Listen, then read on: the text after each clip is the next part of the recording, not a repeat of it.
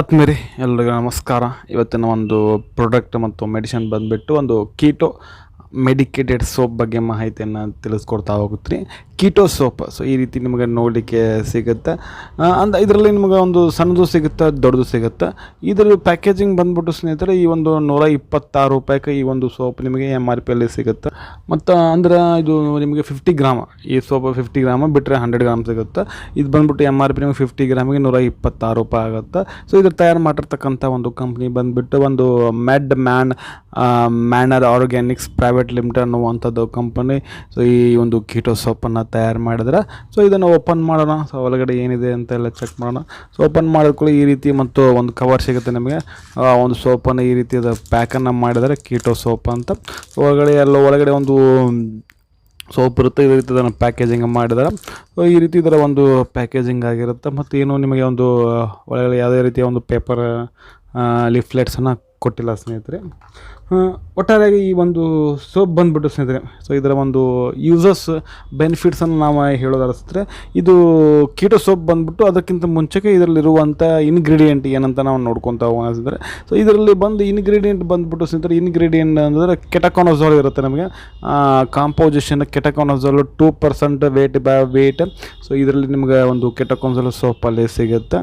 ಈ ಒಂದು ಸೋಪ್ ಅಂತಂದರೆ ಮೇನ್ಲಿ ಎದಕ್ಕೆ ಯೂಸ್ ಮಾಡ್ತಾರಪ್ಪ ಅಂತಂದರೆ ಅಂದರೆ ಆ್ಯಂಟಿಫಂಗಲ್ ಕೆಲಸ ಮಾಡುತ್ತೆ ಸ್ನೇಹಿತರೆ. ಈ ಒಂದು ಸೋಪ್ ಏನಾದರೂ ಫಂಗಲ್ ಇನ್ಫೆಕ್ಷನ್ ಇತ್ತಂದರೆ ಸ್ಕಿನ್ನಲ್ಲಿ ಏನಾದರೂ ಫಂಗಲ್ ಇನ್ಫೆಕ್ಷನ್ ಆಗ್ತಾಯಿತ್ತು, ನಮ್ಮ ಎಲ್ಲ ಕೆರೆಸ್ತಾ ಇತ್ತು, ಸಣ್ಣ ಸಣ್ಣ ಗುಳ್ಳೆ ಆಗ್ತಾಯಿತ್ತು, ಮತ್ತು ಏನಾಗುತ್ತೆ ಬೆವ್ರಸಲೆ ಆಗ್ತಾಯಿತ್ತು ಅಂತಂದರೆ ಏನಾಗುತ್ತೆ, ಈ ಒಂದು ಸೋಪನ್ನು ನೀವು ಅಪ್ಲೈ ಮಾಡ್ಕೋಬೋದು. ಅಪ್ಲೈ ಮಾಡ್ಕೊಂಡು ಏನಾಗುತ್ತೆ, ಇದನ್ನು ಏನು ಮಾಡೋದು, ನಿಮಗೆ ಏನಾದರೂ ಯಾವುದೇ ಇದ್ದು ಫಂಗಲ್ ಇನ್ಫೆಕ್ಷನ್ ಇದ್ದು ಸಹ ನಿಮಗೆ ಏನಾಗುತ್ತೆ ಕಡಿಮೆ ಆಗ್ತೈತೆ. ಮೇಲೆ ಈಗ ಗೊತ್ತಾಯ್ತು ನಿಮಗೆ ಯಾವುದಕ್ಕೆಲ್ಲ ಯೂಸ್ ಆಗುತ್ತೆ ಅಂತ. ಈಗ ಬಂದುಬಿಟ್ಟು ಇದನ್ನು ಯಾವ ರೀತಿ ಇದನ್ನು ಯೂಸ್ ಮಾಡ್ತಾರೆ. ಇದು ಸೋಪ್ ಸಿಂಪಲ್ ಇದೆ ಸ್ನೇಹಿತರೆ. ನೀವು ಜನರಲಾಗಿ ಯಾವ ರೀತಿ ಅಂದರೆ ಜನರಲ್ ಸೋಪನ್ನು ಯಾವ ರೀತಿ ಯೂಸ್ ಮಾಡ್ತಿರೋ ಸ್ನಾನ ಮಾಡ್ಬೇಕಾದ್ರೆ, ಅದೇ ರೀತಿ ಈ ಒಂದು ಸೋಪನ್ನು ನೀವು ಏನು ಮಾಡ್ಬೇಕಪ್ಪ ಅಂದ್ರೆ ಯೂಸ್ ಮಾಡಬೇಕು.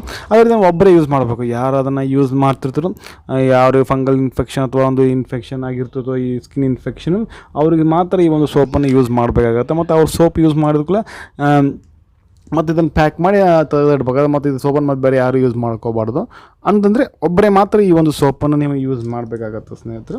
ಸೊ ಇದರ ಒಂದು ಈ ರೀತಿ ಯೂಸೇಜ್ ಮಾಡಬೇಕಾಗತ್ತೆ. ಮತ್ತು ಇದನ್ನು ನೀವು ಎಷ್ಟು ದಿನ ಮಟ್ಟಿಗೆ ಯೂಸ್ ಮಾಡ್ಕೋಬೇಕಂದ್ರೆ ಒಂದು ವಾರ ಅಥವಾ 7ರಿಂದ 8 ಅಥವಾ 9 ದಿನ ಮಟ್ಟ ಮಾತ್ರ ಈ ಒಂದು ಸೋಪನ್ನು ನೀವು ಯೂಸ್ ಮಾಡ್ಕೋಬೋದು. ಇನ್ ಕೇಸ್ ಯೂಸ್ ಮಾಡ್ಕೊಂಡಾದ್ಮೇಲೆ ಏನಾದರೂ ನಿಮಗೆ ಇರಿಟೇಷನ್ ಆಗ್ತಂದ್ರೆ, ಮತ್ತು ಇನ್ಫೆಕ್ಷನ್ ಅಂದರೆ ಮತ್ತೆ ಏನಾದರೂ ಇಚಿಂಗ್ ಆಗ್ತಾಯಿತ್ತಂದ್ರೆ ಏನಾಗುತ್ತೆ, ಅಲ್ಲಿಗೆ ಈ ಒಂದು ಸೋಪನ್ನು ಏನು ಮಾಡ್ಬೇಕಂದ್ರೆ ಸ್ಟಾಪ್ ಮಾಡಿ ಡಾಕ್ಟ್ರಿಗೆ ಕನ್ಸಲ್ಟ್ ಮಾಡಬೇಕಾಗತ್ತೆ ಸ್ನೇಹಿತರೆ. ಮತ್ತು ಇದರ ಒಂದು ಸ್ಟೋರೇಜ್ ಬಂದುಬಿಟ್ಟು ಅಂದರೆ ಈ ಒಂದು ಸ್ಟೋರೇಜ್ ಬಂದ್ಬಿಟ್ಟು ಈ ಒಂದು ಸೋಪನ್ನು ಏನು ಮಾಡಬೇಕಪ್ಪ ಅಂದರೆ ಲೈಟಿಂದ ನೀವು ಪ್ರೊಡಕ್ಟ್ ಮಾಡಬೇಕಾಗುತ್ತೆ. ಈ ಸೋಪನ್ನು ಲೈಟಿಗೆ ನೀವು ತೆರೆದೇ ಇಡೋ ಹಾಗಿಲ್ಲ. ಸೊ ಲೈಟ್ ಈ ಕಡಿಮೆ ಇದ್ದಲ್ಲಿ ಅಲ್ಲಿ ಇಡಬೇಕಾಗತ್ತೆ.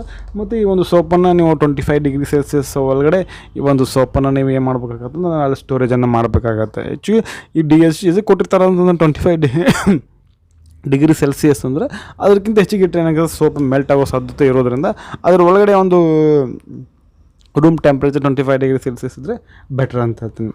ಮತ್ತು ಈ ಸೋಪನ್ನು ಅಪ್ಲೈ ಮಾಡೋದ್ರಿಂದ ಏನಾದರೂ ಸೈಡ್ ಎಫೆಕ್ಟ್ಗಳದಾವ ಸೈಡ್ ಎಫೆಕ್ಟ್ಗಳು. ಕಾಮನ್ ಸೈಡ್ ಎಫೆಕ್ಟ್ ಅಂದರೆ ನಿಮಗೆ ಬರ್ನಿಂಗ್ ಅನ್ನಿಸ್ಬೋದು ಹಚ್ಕೊಂಡಾಗ, ಮತ್ತು ಇರಿಟೇಷನ್ ಅನ್ನಿಸ್ಬೋದು, ಇಚಿಂಗ್, ರೆಡ್ನೆಸ್, ಮತ್ತು ಪೀಲಿಂಗ್ ಸ್ಕಿನ್ ಏನಾಗುತ್ತೆ, ಸೊ ಪೀಲ್ ಆಗ್ತಾ ಇರುತ್ತೆ. ಸೊ ಈ ರೀತಿಯಲ್ಲಿ ಕಾಮನ್ ಸೈಡ್ ಎಫೆಕ್ಟ್ಗಳು. ಇನ್ ಕೇಸ್ ಇದು ನಾರ್ಮಲ್ ಇತ್ತಂದ್ರೆ ಓಕೆ. ಇನ್ ಕೇಸ್ ಸಿವಿಯರ್ ಆಗ್ತಾ ಇತ್ತು ಅಂದರೆ ಏನು ಮಾಡ್ಬೇಕಪ್ಪ ಅಂದರೆ ನೀವು ಈ ಸೋಪನ್ನು ಡಿಸ್ಕಂಟಿನ್ಯೂ ಮಾಡಿ ಡಾಕ್ಟ್ರಿಗೆ ಕನ್ಸಲ್ಟ್ ಮಾಡಬೇಕಾಗತ್ತೆ ಸ್ನೇಹಿತರೆ. ಓಕೆ ಸ್ನೇಹಿತರೆ, ಇದಾಗಿತ್ತು ಇವತ್ತಿನ ಒಂದು ವಿಡಿಯೋ. ಈ ಒಂದು ವಿಡಿಯೋ ನಮಗೆ ಹೆಂಗೆ ಅನ್ನಿಸ್ತಂತ ಕಮೆಂಟ್ ಮಾಡಿ. ವಿಡಿಯೋ ಇಷ್ಟ ಆಯ್ತು ಒಂದು ಲೈಕ್ ಮಾಡಿ, ಅದಷ್ಟೊಂದು ವಿಡಿಯೋನ ಶೇರ್ ಮಾಡಿದೆ. ಇನ್ ಕೇಸ್ ನಿಮ್ಗೆ ಏನಾದರೂ ಡೌಟ್ ಇತ್ತು ಅಂದರೆ, ಇನ್ನಷ್ಟು ಯಾವ ಮಾಹಿತಿ ಬೇಕಪ್ಪ ಅಂದರೆ ಈ ಸೋಪ್ ಬಗ್ಗೆ ಅಥವಾ ಮೆಡಿಸಿನ್ ಬಗ್ಗೆ ಆಯಿತು ಅಂದರೆ ಕಮೆಂಟ್ ಬಾಕ್ಸಲ್ಲಿ ಕಮೆಂಟ್ ಮಾಡಿ, ಮತ್ತು ಅದ್ರ ಬಗ್ಗೆ ನಾನು ವಿಡಿಯೋ ಮಾಡಿ ಮತ್ತೆ ನಿಮಗೆ ತಿಳಿಸ್ತಾ ಹೋಗ್ತೇನೆ ಸ್ನೇಹಿತರೆ. ಮತ್ತೊಂದರಲ್ಲಿ ಮತ್ತೆ ಸಿಗ್ತೀನಿ. ಅಲ್ಲಿವರೆಗೂ ಬಾಯ್. Thanks for watching. ಆರೋಗ್ಯ ನಮ್ಮ ಕೈಯಲ್ಲಿ.